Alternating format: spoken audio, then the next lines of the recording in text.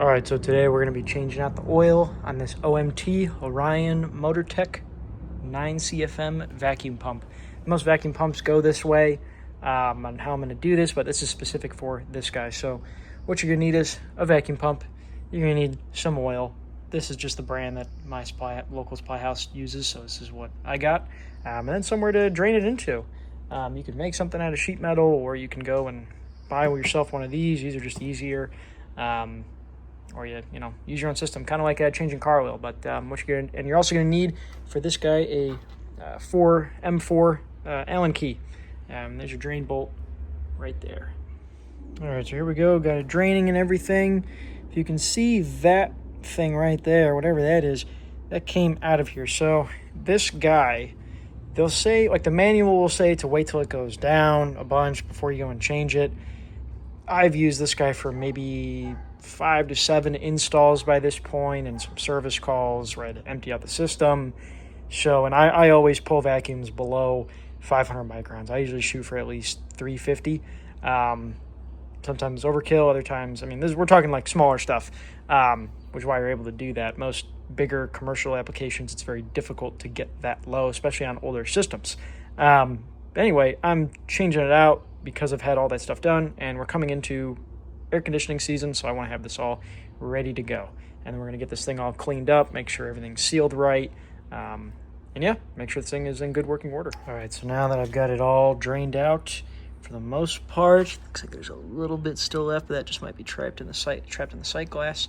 Another important thing is to, after you open this guy and start draining it, is to open the oil, I don't know if you can see on there, the oil plug, which is located right here. And once you open up that guy, that'll help to get out a whole bunch more. And then once you get down low, you want to go ahead and tilt this forward, or well, towards you. You want to put the motor end up, over explaining it, but to get as much as you can out of there. And what I'm going to do is I'm also going to take some of this stuff, pour a little in there so it pushes anything more out. Also, here's the nameplate. So the specific model is the 2RS-3 Plus. So yeah, we're going to go ahead and clean this up as well, and let's take a look at the filter real quick. This guy doesn't look too crazy. It's just a little bit, but I'm probably just going to give it a wipe down and send it. Probably give this a little wipe down too inside there, but yeah, it's important to have this guy done up right, because as these guys go bad and the oil goes bad and all that jazz, you'll spend more time pulling vacuums and you won't pull as much. You won't be able to get it down to where you need it to get down, and well, the deeper vacuum you can pull, the better of an install you can do, the better of a product you can provide your customers, or your boss's customers, for some of you. Another thing to look at is on the bottoms of these, you can see there it's kind of indented, is this O-ring sits in there. So this guy's a little bit hard, nothing crazy, but again, this isn't like an engine or anything, so I'm probably just going to clean this up, add a little silicone or grease and add it on there. Here's your drain plug, also has a rubber O-ring. If you go to Harbor Freight, you can usually get the O-ring kits. I'm sure the metric are what these guys use, since it's an M4 Allen key to open that up. But yeah, so we're going to go ahead, get all this stuff cleaned up, and we'll get this on a flat level surface, and then we'll fill it up. Okay, so now another step that's pretty important, but not super important, is I try to always use a level work surface.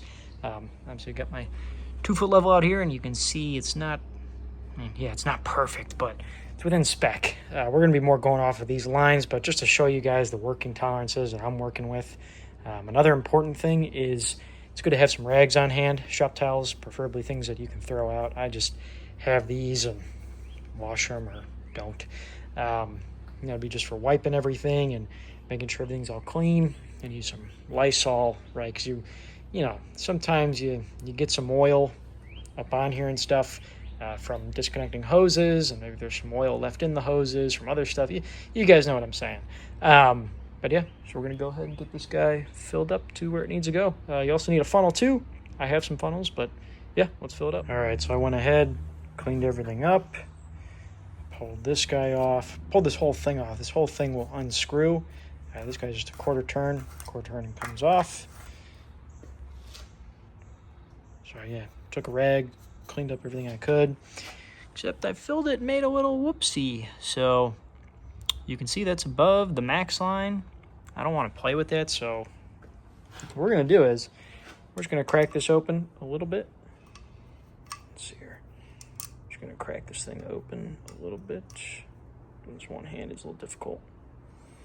And we're just going to let some of that drain out just a little bit. Let's try not to make a mess here. Come on.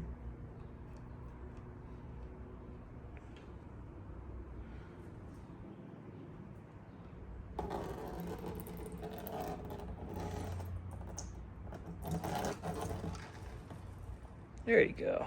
Just like a hot swap on a gas valve or sometimes a water line. So now we'll just go ahead and get that nice and tight. You can see now we are within spec. I'm happy with that. I might add just a tiny bit more, but such is life, how it goes. But yeah, so after all this, we'll go ahead and screw that guy back in and she'll be good to go. But yeah, this is how to change your vacuum pump oil.